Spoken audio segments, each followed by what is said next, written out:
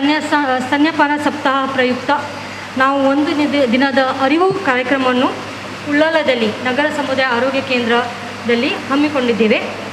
ಈ ಕಾರ್ಯಕ್ರಮಕ್ಕೆ ಗಣ್ಯರಾಗಿ ಬಂದಿರುವ ನಮ್ಮ ನಗರ ಸಮುದಾಯ ಆರೋಗ್ಯ ಕೇಂದ್ರದ ವೈದ್ಯಾಧಿಕಾರಿಯಾಗಿ ಡಾಕ್ಟರ್ ವಿದ್ಯಾಸಾಗರ್ ಅವರನ್ನು ಬರಮಾಡಬೇಕು ಅಂತ ಕೇಳಿಕೊಳ್ಳುತ್ತೇನೆ. ಹಾಗೂ ನಮ್ಮ ನಗರಸಭೆಯ ಅಧ್ಯಕ್ಷರಾಗಿ ಶ್ರೀಮತಿ ಚಿತ್ರಕಲಾ ಮೇಡಮಿಗೂ ಬರಮಾಡಬೇಕು ಅಂತ ಕೇಳಿಕೊಳ್ಳುತ್ತೇನೆ.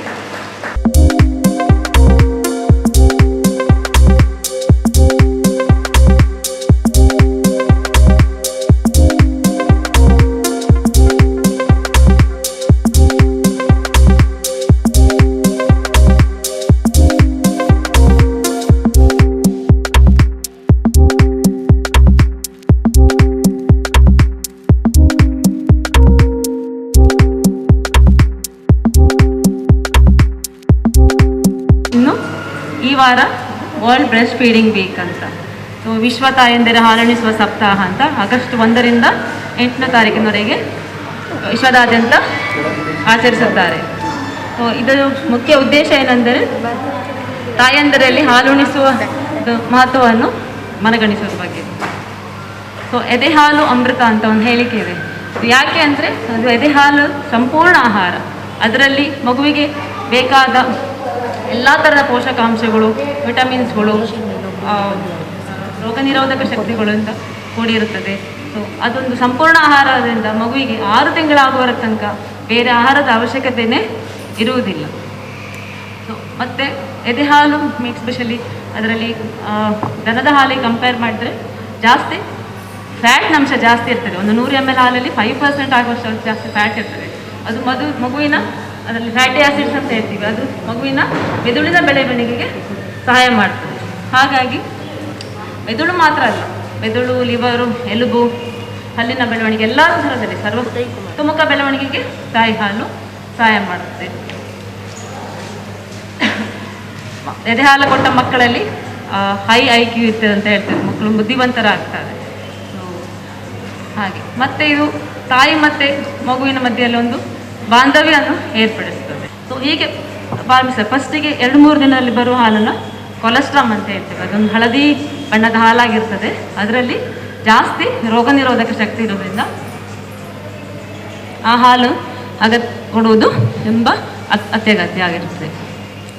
ಅದರ ನಂತರ ಉತ್ಪತ್ತಿ ಆಗುವ ಹಾಲು ಸ್ವಲ್ಪ ಜಾಸ್ತಿ ನೀರಿನ ಅಂಶ ಇರ್ತದೆ. ಸೊ ಈ ಹಾಲು ಅದಕ್ಕೆ 4 ಮಿಲ್ಕ್ ಅಂತ ಹೇಳ್ತೇವೆ. ಸೊ ಅದು ಮಗುವಿನ ಬಾಯಾರಿಕೆಯನ್ನು ಕಡಿಮೆ ಮಾಡ್ತದೆ.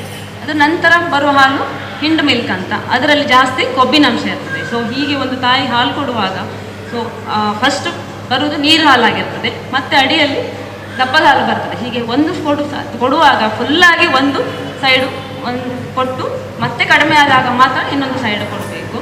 ಎರಡೂ ಸೈಡು ಬಟ್ ಇಲ್ಲಿ ಕೆಲವು ತಾಯಂದಿರುಗಳಿದ್ದಾರೆ, ಅವರ ಅರಿವಿಗೋಸ್ಕರ ಹೇಳ್ತಾ ಇದ್ದೇನೆ.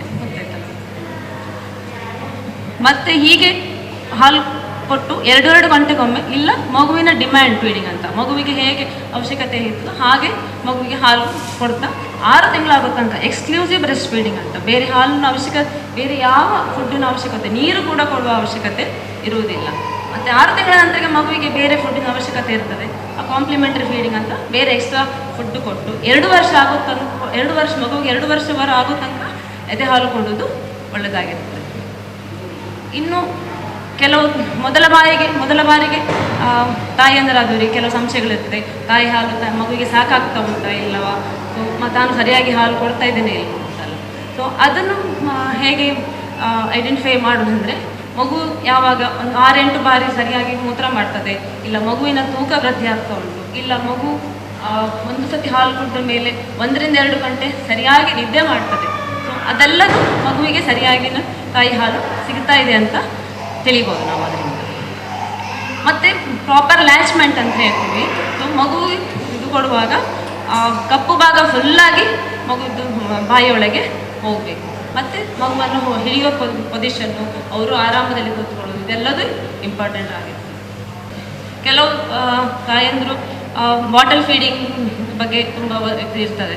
ಕೆಲವು ಏನಾಗ್ತದೆ ಅಂದರೆ ಕೆಲವು ತಾಯಂದರಿಗೆ ಹಾಲಿನ ಅಂಶ ಕಡಿಮೆ ಇರ್ತದೆ. ಅಂಥವರಿಗೆ ಡಾಕ್ಟರ್ ಅನುಮತಿಯ ಮೇರೆಗೆ ಪುಡಿ ಹಾಲನ್ನು ನಾವು ಕೊಡಲಿಕ್ಕೆ ಹೇಳ್ತೇವೆ. ಬಟ್ ಪುಡಿ ಹಾಲು ಕೊಡುವಾಗಲೂ ಅದನ್ನು ಬೌಲ್ ಮತ್ತು ಸ್ಪೂನಲ್ಲೇ ಕೊಡುವುದು ಅತ್ಯುತ್ತಮ. ಬಾಟಲ್ ಫೀಡಿಂಗ್ ಯಾಕೆ ಬೇಡ ಅಂತ ಹೇಳಿದರೆ, ಒಂದು ಮಗುವಿಗೆ ಬೇಗ ಇನ್ಫೆಕ್ಷನ್ ಆಗ್ತದೆ, ಬಾಟಲಲ್ಲಿ ಸರಿಯಾಗಿ ಕ್ಲೀನ್ ಆಗಿರೋದಿಲ್ಲ, ಹಾಗಾಗಿ ಮತ್ತೆ ಇನ್ಫೆಕ್ಷನ್ ಆಗಿ ಬೇದಿ ಆಗೋಷ್ಟು ಚಾನ್ಸಸ್ ಜಾಸ್ತಿ ಇರ್ತದೆ. ಅಲ್ಲದೆ ಬಾಟಲ್ ಇದು ಫೀಡಿಂಗಲ್ಲಿ ಕುಡಿಯೋ ಮಕ್ಕಳಲ್ಲಿ ನಿಪ್ಪಲ್ ಕನ್ಫ್ಯೂಷನ್ ಅಂತ ಹೇಳ್ತೀವಿ. ಏನಂದರೆ ಬಾಟಲ್ ಹಾಲು ಕುಡಿಯೋ ಮಕ್ಕಳು ಮುಂದೆ ಎದೆ ಹಾಲು ಕುಡಿಲಿಕ್ಕೆ ಇಷ್ಟಪಡೋದಿಲ್ಲ. ಯಾಕಂದರೆ ಬಾಟಲ್ ಹಾಲು ಕುಡಿಯೋದು ಈಸಿ ಆಗಿರ್ತದೆ ಮಗುವಿಗೆ, ತಾಯಿ ಹಾಲು ಕುಡಿಯುವ ಕಷ್ಟಪಡಬೇಕಾಗ್ತದೆ. ಹಾಗಾಗಿ ಅದನ್ನೇ ಅವರು ಇಷ್ಟಪಡ್ತವೆ ಮಕ್ಕಳು. ಮತ್ತು ಕಿವಿ ಸೋಂಕು, ಕಿವಿ ಇನ್ಫೆಕ್ಷನ್ಸು ಜಾಸ್ತಿಯಾಗಿ ಕಂಡು ಬರ್ತದೆ ಬಾಟಲ್ ಹಾಲು ಕುಡಿಯೋ ಮಕ್ಕಳಲ್ಲಿ. ಸೊ ಹಾಗಾಗಿ ಯಾವ ತಾಯಿಯಂದರೂ ಬಾಟಲ್ ಹಾಲು ಕೊಡಲಿಕ್ಕೆ ಹೋಗ್ತಾರೆ. ಇನ್ನೊಂದು ಪ್ರಶ್ನೆ ಇರೋದು, ದನದ ಹಾಲು ಯಾವಾಗ ಕೊಡಬೇಕು? ದನದ ಹಾಲು ಇರೋದು ದನದ ಕರುವಿಗೆ. ಸೊ ದನದ ಕರುವಿಗೆ ಏನು ಜಾಸ್ತಿ ಬುದ್ಧಿ ಬೇಕಾಗ್ತಿಲ್ಲ, ಅದು ಸ್ಟ್ರಾಂಗ್ ಆಗಿರ್ತದೆ. ಸೊ ಅದರಲ್ಲಿ ಜಾಸ್ತಿ ಪ್ರೋಟೀನ್ಸ್ ಜಾಸ್ತಿ ಇರ್ತದೆ, ಫ್ಯಾಟಿನ ಅಂಶ ಕಡಿಮೆ ಇರ್ತದೆ. ಸೊ ಆ ಪ್ರೋಟೀನ್ಸು ಮಗುವಿಗೆ ಜೀರ್ಣ ಮಾಡ್ಕೊಳ್ಳಿಕ್ಕೆ ಆಗೋದಿಲ್ಲ. ಕೆಲವೊಮ್ಮೆ ಕೌಸ್ ಮಿಲ್ಕ್ ಅಲರ್ಜಿ ಅಂತ, ಮಗುವಿಗೆ ಅಲರ್ಜಿ ಆಗುವ ಲಕ್ಷಣಗಳು ಇರ್ತದೆ.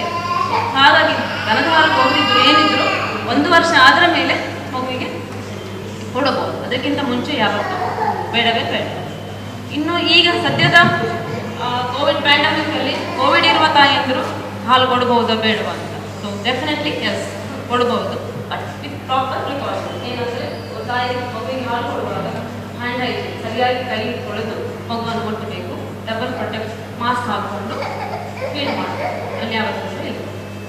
ಇಷ್ಟನ್ನು ಹೇಳಿ ನಾನು ನನ್ನ ಈ ಭಾಷಣವನ್ನು ಮುಗಿಸ್ಲಿಕ್ಕೆ ಇಷ್ಟಪಡ್ತೀನಿ. ನನಗೆ ಇಷ್ಟು ಮಾತಾಡಲಿಕ್ಕೆ ಅವಕಾಶ ಮಾಡಿಕೊಟ್ಟ ಡಾಕ್ಟರ್ ಸಾನಾ ಮೇಡಮ್ನವರಿಗೆ ಧನ್ಯವಾದ. ತಾಯಂದಿರಿಗೆ ಒಂದು ಲೇಹ ಕೊಡುವುದು ಒಂದು ಮಾಡುವ ಸರ್ ಕೈಯಿಂದ ನಮ್ಮ ಮೆಡಿಕಲ್ ಆಫೀಸರ್ ಡಾಕ್ಟರ್ ಸರ್ಗೆ ಕೇಳ್ಕೊಳ್ತೇನೆ. ಈ ವಿಷಯಕ್ಕೆ ಕುರಿತು ಸ್ತನ್ಯಪಾನ ಸಪ್ತಾಹ ನಮ್ಮ ನಾಗಾರ್ಜುನ ಫಾರ್ಮಸಿ ಅವರು ಲೇಹ ಕೊಡಬೇಕಂತ ಇದು ಮಾಡಿದ್ದಾರೆ ತಾಯಂದಿರಿಗೆ. ಸೊ ಒಂದು ಅವರ ಕೈಯಿಂದ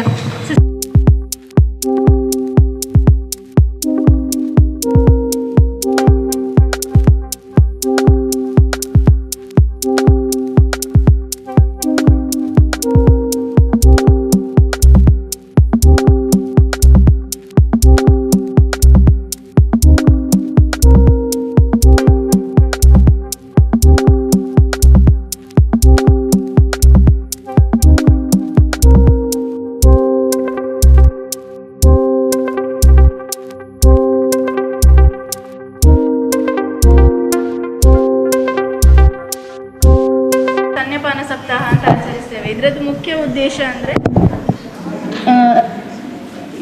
ತಾಯಿಯಂದರಿಗೆ ಮಕ್ಕಳಿಗೆ ಹಾಲು ಕೊಡೋದ್ರಿಂದ ಏನು ಉಪಯೋಗ, ಅದರಿಂದ ಮಕ್ಕಳಿಗೆ ಏನು ಉಪಯೋಗ ಮತ್ತು ತಾಯಿಗೆ ಏನು ಉಪಯೋಗ ಅನ್ನೋದ ಮಹತ್ವವನ್ನು ತಿಳಿಸಿಕೊಡುವುದು. ವಿಶ್ವ ಆರೋಗ್ಯ ಸಂಸ್ಥೆ ಹೇಳುವ ಪ್ರಕಾರ ಹುಟ್ಟಿದ ಮಗುವಿಗೆ ಮೊದಲ ಪೌಷ್ಟಿಕ ಆಹಾರ ಹಾಲು. ಅದನ್ನು 6 ತಿಂಗಳವರೆಗೆ ಕೊಡಲೇಬೇಕು, 6 ತಿಂಗಳವರೆಗೆ ಕೊಡಲೇಬೇಕು, ಹಾಗೂ 2 ವರ್ಷದ ತನಕ ಕೊಡ್ಬೋದು. 6 ತಿಂಗಳ ನಂತರ ಎದೆ ಹಾಲಿನೊಂದಿಗೆ ಪೌಷ್ಟಿಕ ಆಹಾರವನ್ನು ಕೊಡಬಹುದು, ಹಾಗೂ ಎದೆಯ ಹಾಲು 2 ವರ್ಷದವರೆಗೂ ಕೊಡಬಹುದು.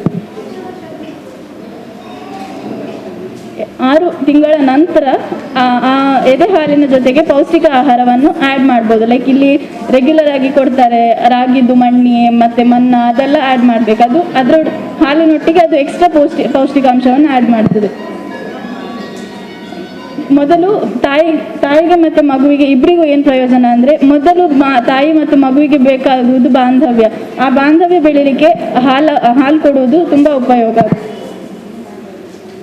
ಮತ್ತು ಇನ್ನೊಂದು, ತಾಯಿ ಬಡವರಿರಲಿ ಶ್ರೀಮಂತರಿರಲಿ ಮಗುವಿಗೆ ಕೊಡಲಿಕ್ಕೆ ಪೌಷ್ಟಿಕ ಆಹಾರ ಸಿಗುವಂಥದ್ದು, ಸುಲಭವಾಗಿ ಸಿಗುವಂಥದ್ದು ತಾಯಿ ಹಾಲು. ಅದನ್ನು ಮಕ್ಕಳಿಗೆ ಯಾವತ್ತೂ ಕೊಡಬೇಕು. ತಾಯಿಗೆ ಏನು ಪ್ರಯೋಜನ ಅಂದರೆ, ಕಂಟಿನ್ಯೂಸ್ ಆಗಿ ಮಕ್ಕಳಿಗೆ ಎದೆ ಹಾಲು ಕೊಡೋದ್ರಿಂದ ಅದು ನ್ಯಾಚುರಲ್ ಕಾಂಟ್ರಸೆಪ್ಟಿವ್, ಅಂದರೆ ನೈಸರ್ಗಿಕವಾದ ಗರ್ಭ ನಿರೋಧಕವಾಗಿ ಕೂಡ ಕೆಲಸ ಮಾಡ್ತದೆ. ತಾಯಿ ಮಕ್ಕಳಿಗೆ ಎದೆ ಹಾಲು ಕೊಟ್ಟಷ್ಟು ಆ ಪೀರಿಯಡಲ್ಲಿ ತಾಯಿ ಇನ್ನೊಂದು ಪ್ರೆಗ್ನೆಂಟ್ ಆಗೋದನ್ನು ಕಡಿಮೆ ಮಾಡ್ಬೋದು. ಮತ್ತು ಹಾಲು ಕೊಡ್ತಾ ಇರುವಾಗ ಪ್ರೊಲ್ಯಾಕ್ಟಿನ್ ಅಂತ ಕೆಲವು ಹಾರ್ಮೋನ್ಗಳು ಉತ್ಪತ್ತಿ ಆಗ್ತದೆ. ಈ ಹಾರ್ಮೋನ್ಗಳು ಉತ್ಪತ್ತಿ ಆಗೋದ್ರಿಂದ ತಾಯಿಯಲ್ಲಿ ಸ್ತನದ ಕ್ಯಾನ್ಸರ್ ಮತ್ತು ಅಂಡಾಶಯದ ಕ್ಯಾನ್ಸರ್ಗಳು ಬರೋದು ಕೂಡ ಕಮ್ಮಿ ಆಗ್ತದೆ. ಮತ್ತು ಮಗುವಿಗೆ ಏನು ಪ್ರಯೋಜನ ಅಂದರೆ ಮೊದಲು ಪೌಷ್ಟಿಕತೆ, ಮತ್ತು ಮಕ್ಕಳ ತಾಯಿ ಹಾಲು ಕೊಡೋದ್ರಿಂದ ಮಕ್ಕಳಲ್ಲಿ ಮಲಬದ್ಧತೆ ಬರೋದಿಲ್ಲ. ಮತ್ತು ಹೆಚ್ಚಿನ ತಾಯಿ ಹಾಲು ಹೆಚ್ಚು ಕುಡಿದ ಮಕ್ಕಳಲ್ಲಿ ಇವಾಗ ಸಣ್ಣ ಸಣ್ಣ ಇನ್ಫೆಕ್ಷನ್ಸ್ ಎಲ್ಲ ಕಮ್ಮಿ ಇರ್ತದೆ. ಗಡಿ ಶೀತ ಆಗೋದು, ಜ್ವರ ಬರೋದು ಅಂಥದ್ದೆಲ್ಲ ಎದೆ ಹಾಲು ಜಾಸ್ತಿ ಕೊಟ್ಟ ಮಕ್ಕಳಲ್ಲಿ ಕಮ್ಮಿ ಬರ್ತದೆ. ಅಲರ್ಜಿ ಸಮಸ್ಯೆಗಳು ಕಮ್ಮಿ ಬರ್ತದೆ. ಮತ್ತು ಅಟೋಪಿಕ್ ಎಕ್ಸಿಮಾ ಮತ್ತು ಜಠರದ ಯಾವುದೇ ಸಮಸ್ಯೆಗಳಿಗೂ ಕೂಡ ತಾಯಿಯ ಹಾಲು ಕುಡಿಯೋದ್ರಿಂದ ಅದೆಲ್ಲ ಕಮ್ಮಿ ಆಗ್ತದೆ. ಮತ್ತು ತಾಯಿ ಏನು ಮಾಡಬೇಕಂದ್ರೆ ಬೇಡಿಕೆಯ ಆಹಾರ, ಮಗು ಕೂಗಿದಾಗ ಮಗುವಿಗೆ ಬೇಕಾದ ಹಾಗೆ ಹಾಲು ಕೊಡ್ತಾ ಇರಬೇಕು. ದಿನಕ್ಕೆ 8 ರಿಂದ 12 ಬಾರಿ ಹಾಲು ಕೊಡಲೇಬೇಕು. ಮತ್ತು ಒಂದು ಸ್ತನದ್ದು ಹಾಲು ಕೊಟ್ಟಾದ್ಮೇಲೆ ಇನ್ನೊಂದು ಸ್ತನದ ಹಾಲು ಹಾಗೆ ಕೊಡಬೇಕು. ಮತ್ತು ಕೆಲವು ಸಲ ಹೇಳ್ತಾರೆ ಫಸ್ಟ್ ಬರುವ ಹಾಲು ಹಳದಿ ಇರ್ತದೆ, ಅದನ್ನು ಕೊಡಬಾರ್ದು, ಹಾಗೆಲ್ಲ ಲೋಕಲ್ ಕೆಲವು ಹೇಳೋದು ಕೇಳ್ತಾರೆ. ಆದರೆ ಅದು ತಪ್ಪು. ಫಸ್ಟಿದು ಹಾಲು ಅದು ಹೆಚ್ಚಿನ ರೋಗ ನಿರೋಧಕ ಶಕ್ತಿಯನ್ನು ಹೊಂದಿರ್ತದೆ. ಸೊ ಹುಟ್ಟಿದ ಅರ್ಧ ಗಂಟೆ ಅಥವಾ 1 ಗಂಟೆ ಒಳಗೆ ಹಾಲು ಕೊಡಲಿಕ್ಕೆ ಶುರು ಮಾಡಲೇಬೇಕು. ಮತ್ತು ಹಾಲು ಕೊಟ್ಟಾದ್ಮೇಲೆ ಇನ್ನೊಂದು ಮರಿಬಾರ್ದಂದರೆ ತೆಗೆಸೋದು. ಮಗುವಿಗೆ ಮಗುವನ್ನು ಹೆಗಲ ಮೇಲೆ ಹಾಕ್ಕೊಂಡು ಅದಕ್ಕೆ ತೆಗಿಸ್ಬೇಕು. ಅದು ಮಕ್ಕಳಲ್ಲಿ ಕುಡಿದ ಹಾಲು ವಾಪಸ್ ಬರೋದು, ಅಂದರೆ ರೀಗರ್ಜಿಟೇಷನ್ ಅಂತ ಹೇಳ್ತೇವೆ, ಅದನ್ನು ತಡೆಗಟ್ತದೆ. ಮತ್ತು ಇನ್ನೊಂದು ಹಾಲು ಉಣಿಸೋದಕ್ಕಿಂತ ಮೊದಲು ತಾಯಿ ಕೈ ತೊಳಿಬೇಕು. ಮತ್ತು ಹಾಲು ಕೊಡುವಾಗ ಯಾವಾಗಲೂ ಕುತ್ಕೊಂಡು ಕೊಡುವುದನ್ನು ಪ್ರಿಫರ್ ಮಾಡಬೇಕು. ತಾಯಿಗೆ ಕೂಡ ಆರಾಮು, ಅದು ಮಕ್ಕಳಿಗೆ ಕೂಡ ಒಳ್ಳೆಯದು. ಲೈಕ್ ಇವಾಗ ಮಲಗಿಕೊಂಡು ಹಾಲು ಕುಡಿಯುವಾಗ ಮಕ್ಕಳು ಹಾಲು ಚೀಪ್ತಾ ಇದ್ದಾರಾ, ಎಂತ ಮಾಡ್ತಾರೆ ಅಂತ ಗೊತ್ತಾಗೋದಿಲ್ಲ. ಕೆಲವು ಸಲ ಬಾಯಲ್ಲಿ ಉಳಿದ ಹಾಲು ಅದು ಮೂಗಲ್ಲೆಲ್ಲ ಬಂದು ಉಸಿರಾಟಕ್ಕೆ ತೊಂದರೆ ಎಲ್ಲ ಆಗೋ ಚಾನ್ಸಸ್ ಇರ್ತದೆ. ಸೊ ಹೆಚ್ಚಿನ ಟೈಮಲ್ಲಿ ಆರಾಮದಾಯಕ ಭಂಗಿಯಲ್ಲಿ ಕುತ್ಕೊಂಡು ಹಾಲು ಕೊಡೋದನ್ನು ಅಭ್ಯಾಸ ಮಾಡಬೇಕು. ಅಂಥ ಸಿಚುವೇಶನ್ ಇದ್ದರೆ, ಅಂದರೆ ತಾಯಿ ಏನಾದರೂ C-ಸೆಕ್ಷನ್ ಆಗಿದೆ, ಅವರಿಗೆ ಎದ್ದು ಕುತ್ಕೊಳ್ಳಿಕ್ಕೆ ಆಗೋದಿಲ್ಲ ಅಂತ ಟೈಮಲ್ಲಿ ನೋಡಿಕೊಂಡು ಹಾಲು ಕೊಡ್ಬೋದು. ಮತ್ತು ಇನ್ನೊಂದು, ಹೆರಿಗೆ ಆದಮೇಲೆ ತಾಯಿಗೆ ಕೂಡ ಹೆಚ್ಚಿನ ನೀರಿನ ಅವಶ್ಯಕತೆ ಇರ್ತದೆ, ವಿಟಮಿನ್ ಅವಶ್ಯಕತೆ ಇರ್ತದೆ, ಪ್ರೋಟೀನ್ ಅವಶ್ಯಕತೆ ಇರ್ತದೆ. ಇಲ್ಲೂ ಕೂಡ ಕೆಲವು ಹೇಳ್ತಾರೆ 48 ದಿನ ನೀರು ಕೊಡೋದಿಲ್ಲ, ಖಾಲಿ ಗಂಜಿ ಉಪ್ಪಿನಕಾಯಿ ಎಲ್ಲ ಕೊಡೋದು ಪದ್ಧತಿಗಳು ಹಿಂದೆ ಇದ್ದು. ಅದು ಹಿಂದೆ ಬೇಕಾಗಿದ್ದಿರ್ಬೋದು, ಯಾಕಂದರೆ ಮೆಡಿಕಲ್ ಫೆಸಿಲಿಟೀಸ್ ಅಷ್ಟು ಇರಲಿಲ್ಲ. ಬಟ್ ಇವಾಗ ಮೆಡಿಕಲ್ ಫೆಸಿಲಿಟೀಸ್ ಇರುವಾಗ ತಾಯಿ ದಿನಕ್ಕೆ ಕನಿಷ್ಠ 12 ಗ್ಲಾಸ್ ನೀರು ಕುಡಿಲೇಬೇಕು. ಅದರೊಟ್ಟಿಗೆ ಅವರಿಗೆ ಹಣ್ಣು ಹಂಪಲುಗಳು, ಉಳಿದ ಪೋಷಕಾಂಶಗಳ ಅವಶ್ಯಕತೆ ಕೂಡ ಇರ್ತದೆ. ಇವಾಗ ಮಗು ಆರೋಗ್ಯವಾಗಿದೆ ಅನ್ನೋದಕ್ಕೆ, ಮಗುವಿಗೆ ಹಾಲು ಸಾಕಾಗ್ತಾ ಉಂಟು ಅನ್ನೋದ್ರ ಲಕ್ಷಣ ಅಂದರೆ ಮಗು ಒಳ್ಳೆ ನಿದ್ದೆ ಮಾಡಬೇಕು, ಕಮ್ಮಿ ಅಳಬೇಕು, ಮತ್ತು ಹಳದಿ ಬಣ್ಣದ ಮಲ, ಅಂದರೆ ಯೂಶಲಿ ಮಕ್ಕಳದು ಫಸ್ಟಿಗೆ ಮಲ ಹಳದಿ ಬಣ್ಣ ಉಂಡೆ ಇರ್ತದೆ. ಅದು ಒಂದು ಅಂತ ಸೈನ್ ಹೇಳ್ಬೋದು, ಅಂದರೆ ಆರೋಗ್ಯಕರವಾಗಿದೆ, ಮಗುವಿಗೆ ಹಾಲು ಸಾಕಾಗ್ತಾ ಉಂಟು, ಮತ್ತು ಜೀರ್ಣಕ್ರಿಯೆ ಒಳ್ಳೆ ರೀತಿಯಲ್ಲಿ ನಡೀತಾ ಉಂಟಂತ. ಮತ್ತು ದಿನಕ್ಕೆ 4 ರಿಂದ 6 ಸಲ ಮೂತ್ರ ವಿಸರ್ಜನೆ ಮಾಡೋದು ಕೂಡ ಒಂದು. ಮತ್ತು ಮಗುವಿನ ಚಟುವಟಿಕೆಗಳು ಉತ್ತಮವಾಗಿದ್ದರೆ ಮಗುವಿಗೆ ಹಾಲು ಸಾಕಾಗ್ತಾ ಉಂಟು, ಮಗು ಹೆಲ್ದಿ ಉಂಟು ಅಂತ ಅರ್ಥ. ಮತ್ತು ಸ್ಥಿರ ತೂಕ ಹೆಚ್ಚಳ, ಮಗು ಅಂದರೆ ಇಷ್ಟಿಷ್ಟು ಮಂತಿಗೆ ವೆಯ್ಟ್ ಜಾಸ್ತಿ ಆಗ್ತಾ ಇರಬೇಕು ಮಕ್ಕಳದು. ಇದು ಆಲ್ರೆಡಿ ನಾನು ಹೇಳಿದೆ, ಅಂದರೆ ಹಾಲು ಕುಡಿಸೋದ್ರಿಂದ ಸ್ತನದ್ದು ಕ್ಯಾನ್ಸರ್, ಅಂಡಾಶಯದ ಕ್ಯಾನ್ಸರ್ ಎಲ್ಲ ಕಮ್ಮಿ ಆಗ್ತದೆ. ಇಫ್ ಇಟ್ ಯಾವಾಗಾದರೂ ಮಗುವಿಗೆ ಹಾಲು ಕಮ್ಮಿ ಆಗ್ತಾ ಉಂಟಂತಾದರೆ, ಇಲ್ಲ ಮಗುವಿಗೆ ಹಾಲು ಕೊಟ್ಟು ಕೂಡ ಸ್ತನದಲ್ಲಿ ನೋವು ಕಾಣಿಸ್ತಾ ಉಂಟು, ಇಲ್ಲ ಸ್ತನದ ಭಾಗ ಕೆಂಪಾಗಿದೆ, ಹಾಗೆಲ್ಲ ಇದ್ದರೆ ನಾವು ಇಮಿಡಿಯೇಟಾಗಿ ಡಾಕ್ಟರ್ ಹತ್ರ ಹೋಗಬೇಕು. ಮತ್ತು ಹಾಲು ಕಮ್ಮಿ ಆದರೆ ಕೂಡ ಡಾಕ್ಟರ್ ಹತ್ರ ಕನ್ಸಲ್ಟ್ ಮಾಡಬೇಕು. ಇನ್ನು ಕೆಲವು ಕಂಡೀಷನಲ್ಲಿ ಮಕ್ಕಳು ಹಾಲು ಕುಡಿದ ತಕ್ಷಣ ವಾಮಿಟ್ ಮಾಡೋದಿರ್ತದೆ, ಮತ್ತು ಮಕ್ಕಳದು ಮಲ ಸರಿಯಾಗಿ ಪಾಸ್ ಆಗೋದಿಲ್ಲ. ಅಂಥ ಕಂಡೀಷನಲ್ಲೆಲ್ಲ ತಡ ಮಾಡದೆ ಡಾಕ್ಟರ್ ಹತ್ರ ಹೋಗಬೇಕು. ಮತ್ತು ನಾನು ಮೇಲೆ ಹೇಳಿದ ಎಲ್ಲ ಕಂಡೀಷನ್ಸ್, ಅಂದರೆ ಇವಾಗ ಸ್ತನದ್ದು ನೋವಾಗಿರಲಿ, ಇಲ್ಲ ಹಾಲಿನ ಇಳಿಕೆ ಆಗಿದ್ದಿರಲಿ, ಎಲ್ಲ ಸಮಸ್ಯೆಗಳಿಗೆ ಹೋಮಿಯೋಪತಿಯಲ್ಲಿ ಮೆಡಿಸಿನ್ ಉಂಟು. ಯಾವುದೇ ಆ ಪರಿಸ್ಥಿತಿಯಲ್ಲಿ ಯಾವುದೇ ಕ್ಷಣದಲ್ಲಿ ನೀವು ಹೋಮಿಯೋಪತಿ ಮೆಡಿಸಿನ್ ತಗೊಂಡ್ರೆ ಮಗುವಿಗೂ ಏನು ತೊಂದರೆ ಇಲ್ಲ, ತಾಯಿಗೂ ಏನು ತೊಂದರೆ ಇಲ್ಲದೆ ಎಲ್ಲ ಸಮಸ್ಯೆಗಳು ಸುಲಭವಾಗಿ ಗುಣ ಮಾಡ್ಬೋದು. ಅಂದರೆ ಹಾಲು ಕೊಡುವ ತಾಯಿ ಮೆಡಿಸಿನ್ ತಗೊಳ್ಬೋದಾ ಹಾಗೆ ಹೀಗೆಲ್ಲ ಕೇಳ್ತಾರಲ್ವ. ಸೊ ಹೋಮಿಯೋಪತಿ ಮೆಡಿಸಿನ್ ತಗೊಳ್ಳುವಾಗ ಮಗುವಿಗಾಗಲಿ ತಾಯಿಗಾಗಲಿ ಏನು ತೊಂದರೆ ಆಗೋದಿಲ್ಲ. ಯಾವುದೇ ಕಂಡೀಷನಿಗೂ ಕೂಡ ಹೋಮಿಯೋಪತಿ ಔಷಧಿಗಳನ್ನು ತಗೊಳ್ಬೋದು. ಹೋಮಿಯೋಪತಿ ಔಷಧಿ ತಗೊಳ್ಬೇಕಾದ್ರೆ ಇಲ್ಲಿ ಕೂಡ ಬರ್ಬೋದು, ಕೆಳಗಡೆ ಸೋಮವಾರ ಮತ್ತು ಗುರುವಾರ ನಾವಿರ್ತೇವೆ, ಹೋಮಿಯೋಪತಿ ಔಷಧಿ ಕೊಡ್ತೇವೆ. ಇಲ್ಲದಿದ್ದರೆ ನಮ್ಮದು ಹಾಸ್ಪಿಟಲ್ ಫಾದರ್ಮಲ ಹಾಸ್ಪಿಟಲ್ ದೇರಳಕಟ್ಟೆಗೂ ಕೂಡ ಬರ್ಬೋದು, ಇಲ್ಲ ಕಂಕನಾಡಿಗೂ ಕೂಡ ಬರ್ಬೋದು. ಮಹಾಕಾಯ ಸೂರ್ಯಕೋಟಿ ಸಮಪ್ರಭ ನಿರ್ವಿಘ್ನಂ ಕುರುಮೇ ದೇವ ಸರ್ವಕಾರ್ಯೇಷು ಸರ್ವದಾ. ವೇದಿಕೆಯಲ್ಲಿರುವ ಗಣ್ಯರೇ, ಆಯುಷ್ ಇಲಾಖೆ ದಕ್ಷಿಣ ಕನ್ನಡ ತಾಲೂಕು ಆಯುಷ್ ಘಟಕ, ನಗರ ಸಮುದಾಯ ಆರೋಗ್ಯ ಕೇಂದ್ರ ಉಡಾಲ, ಲಯನ್ಸ್ ಕ್ಲಬ್, ಪಂಪೆಲ್ ತತ್ವವೃಕ್ಷ ಹಾಗೂ Father Muller homeopathy medical college Deralakatte ಈ ಒಂದು ಕಾರ್ಯಕ್ರಮವನ್ನು ಆಯೋಜಿಸಿದ್ದಾರೆ. ನಮ್ಮ ಹಿಂದೂ ಪುರಾಣಗಳಲ್ಲಿ ಅಮೃತದ ಬಗ್ಗೆ ಉಲ್ಲೇಖವಿದೆ. ಆದರೆ ಕಲಿಯುಗದಲ್ಲಿ ಅಂತ ಒಂದು ಅಮೃತಕ್ಕೆ ಸಮಾನವಾದ ಪೇಯವಿದೆ ಎಂದರೆ ಅದು ತಾಯಿಯ ಎದೆಹಾಲು. ಮಗುವಿನ ಮೊದಲ ಹಾಗೂ ಅತ್ಯಂತ ಆರೋಗ್ಯದಾಯಕ ಪುಷ್ಟಿದಾಯಕ ಆಹಾರವೆಂದರೆ ಅದು ಎದೆಹಾಲು. ತಾಯಿಗೆ ಸಮೃದ್ಧಿಯಾಗಿ ಎದೆಹಾಲಿದ್ದರೆ ಮಗುವಿಗೆ 6 ತಿಂಗಳವರೆಗೆ ಬೇರೆ ಯಾವುದೇ ಉಪಹಾರದ ಅಗತ್ಯವಿಲ್ಲ ಎಂದು ವೈದ್ಯರು ಹೇಳುತ್ತಾರೆ. ಎದೆಹಾಲು ಎನ್ನುವುದು ಜಗತ್ತಿನಲ್ಲಿ ಸಿಗುವ ಕಳಬೆರಕೆ ಇಲ್ಲದಂತಹ ಅತ್ಯಂತ ಪೌಷ್ಟಿಕ ಆಹಾರ. ತಾಯಿ ಮತ್ತು ಮಗುವಿನ ಬಾಂಧವ್ಯದ ಕೊಂಡಿ ಕೂಡ ಸ್ತನ್ಯಪಾನ. ಮಗುವಿನ ಮಾನಸಿಕ ಆರೋಗ್ಯ ಬೆಳವಣಿಗೆ ಸ್ತನ್ಯಪಾನ ಅತಿ ಅಗತ್ಯ. ಇತ್ತೀಚಿನ ದಿನಗಳಲ್ಲಿ ಕೆಲವು ವಿದ್ಯಾವಂತ ಮಹಿಳೆಯರು ಆಧುನಿಕನ ಸೊಬಗಿನಲ್ಲಿ ಸ್ತನ್ಯಪಾನ ಮಾಡುವುದರಿಂದ ತಮ್ಮ ಸೌಂದರ್ಯ ಕೆಡುತ್ತದೆಂಬ ತಪ್ಪು ಗ್ರಹಿಕೆಯಿಂದ ಮಗುವಿಗೆ ಹಾಲುಣಿಸುವುದಕ್ಕೆ ನಿರಾಕರಿಸುತ್ತಿರುವುದು ಅತಿ ಖೇದಕರ ವಿಷಯ. ಈ ತಪ್ಪು ಗ್ರಹಿಕೆಯನ್ನು ದೂರ ಮಾಡುವುದಕ್ಕೋಸ್ಕರವೇ ಆರೋಗ್ಯ ಇಲಾಖೆ ಮತ್ತು ಲಯನ್ಸ್ ಕ್ಲಬ್ ಪಂಪೈಲ್ ಫಾದರ್ ಮುಲ್ಲರ್ ಹಾಸ್ಪಿಟಲ್ಗಳು ಈ ಸ್ತನಪಾನ ಸಪ್ತಾಹವನ್ನು ಆಚರಿಸಿ ಸ್ತನಪಾನದ ಮಹತ್ವ ಇಲ್ಲಿ ಹೇಳುವ ಪ್ರಯತ್ನವನ್ನು ಹಮ್ಮಿಕೊಂಡಿದೆ. ಎದೆಹಾಲು ಮಗುವಿಗೆ ಅದು ದೈವದತ್ತವಾಗಿ ಒದಗಿದಂತಹ ವೈದ್ಯಕೀಯ ಸಂಶೋಧನೆಯ ಪ್ರಕಾರ ಅತ್ಯಂತ ಹೆಚ್ಚು ಹಾಲುಣಿಸಿದ ಮಹಿಳೆಯರಿಗೆ ಸ್ತನದ ಹಾಗೂ ಗರ್ಭಕೋಶದ ಕ್ಯಾನ್ಸರ್ ಬರುವ ಸಂಭಾವನೆ ಬಹಳ ಕಡಿಮೆ. ಸ್ತನಪಾನ ಮಾಡಿಸುವುದು ಆದ್ಯ ಕರ್ತವ್ಯ ಎಂದು ಭಾವಿಸಿ ಇತರರಿಗೂ ಈ ಬಗ್ಗೆ ತಿಳುವಳಿಕೆ ಹೇಳಿ ಸ್ವತಃ ಸ್ವಸ್ಥ ಆರೋಗ್ಯವಂತ ಸಮಾಜದ ನಿರ್ಮಾಣಕ್ಕೆ ಕಾರಣೀಭೂತರಾಗೋಣ. ಹಾಗಾಗಿ ಈ ಕಾರ್ಯಕ್ರಮದಲ್ಲಿ ನಮಗೆ ಅವಕಾಶ ಮಾಡಿಕೊಟ್ಟ ಎಲ್ಲ ಡಾಕ್ಟರ್ ಹಾಗೂ ಸಿಬ್ಬಂದಿ ವರ್ಗಕ್ಕೆ ಲಯನ್ಸ್ ಪರವಾಗಿ ತುಂಬ ಕೃತಜ್ಞತೆ ಸಲ್ಲಿಸಿ ನನ್ನ ಅಧ್ಯಕ್ಷ ಭಾಷಣ ಕೊಡಲಿದ್ದೇನೆ. ಸೊಳ್ಳೆಗಳಲ್ಲಿ ಡೆಂಗು ಜ್ವರ, ಜಿಕಾ ವೈರಸ್, ಮಲೇರಿಯಾ ಜಾಸ್ತಿ ಉಂಟು ಮಾಡುವ ವೈರಾಣುಗಳು. ಅದರಲ್ಲಿ ಡೆಂಗು ಜ್ವರದಲ್ಲಿ ಜಾಸ್ತಿ ಸಮಸ್ಯೆಗಳೆಂದರೆ ಜ್ವರ, ತಲೆನೋವು, ಕಣ್ಣು ಹಿಂದೆ ನೋವು, ಮೊಣಕಾಲು ಮೊಣಕೈಗಳ ನೋವು, ಮೂಳೆನಲ್ಲಿ ಸ್ನಾಯುಗಳ ನೋವು, ರಕ್ತಸ್ರಾವ, ಆಯಾಸ ಕಂಡುಬರುತ್ತದೆ. ಜಿಕಾ ವೈರಸ್ದಲ್ಲಿ ಜ್ವರ ಹಾಗೂ ಚರ್ಮದ ಮೇಲೆ ದದ್ದಗಳು, ತಲೆನೋವು, ಮೂಳೆಗಳ ನೋವುಗಳು ಬರುವುದು, ಬೆನ್ನು ನೋವು ಎದ್ದು ಕಾಣಲಾಗುತ್ತದೆ. ಮಲೇರಿಯಾದಲ್ಲಿ ಜ್ವರ ಚಳಿ ಜ್ವರ ಇರುತ್ತದೆ ಹಾಗೂ ವಾಕರಿಕೆ ಮತ್ತು ವಾಂತಿ, ಉಸಿರಾಟದ ತೊಂದರೆ ಉಂಟು ಮಾಡುತ್ತದೆ. ಸೊಳ್ಳೆ ಕಡಿತವನ್ನು ತಡೆಯುವ ಮಾರ್ಗಗಳೆಂದರೆ ಸೊಳ್ಳೆ ಬ್ಯಾಟು, ಕಾಯಿಲ್ಗಳು, ಸುರುಳಿಗಳನ್ನು ಉಪಯೋಗಿಸಬೇಕಾಗುತ್ತದೆ ಮನೆಯಲ್ಲಿ. ಹಾಗೆ ಮನೆ ಸುತ್ತಮುತ್ತಲಿನಲ್ಲಿ ನೀರು ನಿಂತಿರುವ ಜಾಗಗಳನ್ನು ಸ್ವಚ್ಛತೆಯನ್ನು ಕಾಪಾಡಬೇಕು. ಗಟಾರಗಳನ್ನು ಸ್ವಚ್ಛ ಮಾಡಿಸಬೇಕು. ಡ್ರೈನೇಜ್ಗಳನ್ನು ಕ್ಲೀನ್ ಮಾಡಿಸಬೇಕು. ಮನೆ ಕಿಟಕಿಗಳಿಗೆ ಸೊಳ್ಳೆ ನೆಟ್ಗಳನ್ನು ಉಪಯೋಗಿಸಬೇಕಾಗುತ್ತದೆ. ಸೊಳ್ಳೆ ನಿವಾರಣೆ ಬಳಸವನ್ನು ರೆಸಿಲ್ ಅಂತೇಳಿ ಒಂದು ಸ್ಪ್ರೇ ಬರುತ್ತೆ, ಅದನ್ನು ಉಪಯೋಗಿಸಬಹುದು. ಮನೆಯಲ್ಲಿ ಉಪಯೋಗಿಸಬೇಕಾದ ಸೊಳ್ಳೆ ತಡೆಗಳೇನೆಂದರೆ ಸೊಳ್ಳೆ ಪರದೆ, ನೆಟ್ಟು ಹಾಗೂ ಸುರುಳಿಗಳು, ಸೊಳ್ಳೆ ನಿವಾರಕ ಸ್ಪ್ರೇ ಸಿಂಪಡಣೆಗಳು, ಮಾಸ್ಕಿಟೋ ಕಾಯಿಲ್ಗಳು ಬರುತ್ತೆ, ಊದುಬತ್ತರ ಹಾಗೂ ಸಾಧನ ನಿವಾರಕ ಕಾಯಿಲ್ಗಳು ಬರುತ್ತೆ. ಇವೆಲ್ಲ ಮೂಲಕವಾಗಿ ಸೊಳ್ಳೆಗಳನ್ನು ನಾವು ನಿವಾರಿಸಲು ಆಗುತ್ತದೆ. ಧನ್ಯವಾದಗಳು.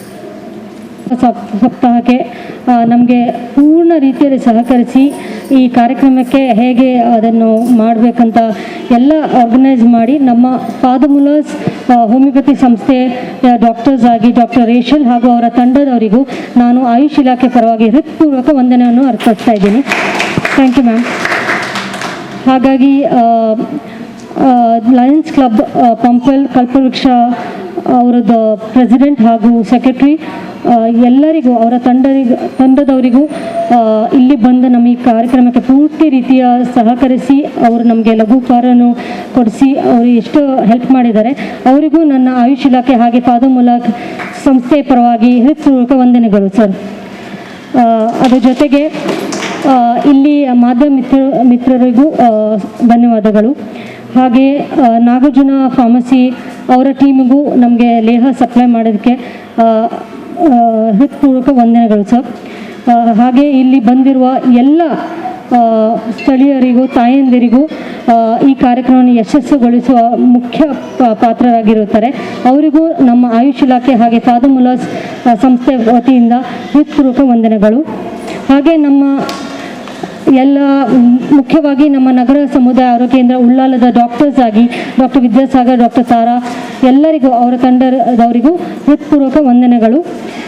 ಈಗ ಹಾಗೂ ಮುಖ್ಯವಾಗಿ ನನ್ನ ತಾಲೂಕು ಆಯುಷ್ ಘಟಕದ ಟೀಮ್, ನಮ್ಮ ಸಿಸ್ಟರ್ ಆಗಿ ನಮ್ಮ ಎಲ್ಲ ಸಿಬ್ಬಂದಿ ವರ್ಗದವರಿಗೂ ಅವರು ತುಂಬ ಕಷ್ಟಪಟ್ಟಿದ್ದಾರೆ. ಒಂದು ವಾರದಿಂದ ನಾವು ಪ್ಲ್ಯಾನ್ ಮಾಡ್ತಿದ್ವಿ ಈ ಕಾರ್ಯಕ್ರಮ ನಡೆಸಬೇಕಂತ. ಅವರಿಗೂ ಸಹ ನನ್ನ ಕಡೆಯಿಂದ ಹೃತ್ಪೂರ್ವಕ ವಂದನೆಗಳು. ಈಗ ಎಲ್ಲ ತಾಯಂದಿರಿಗೆ ಒಂದು ಲೇಹ ಕೊಡುವ ಇದುಂಟು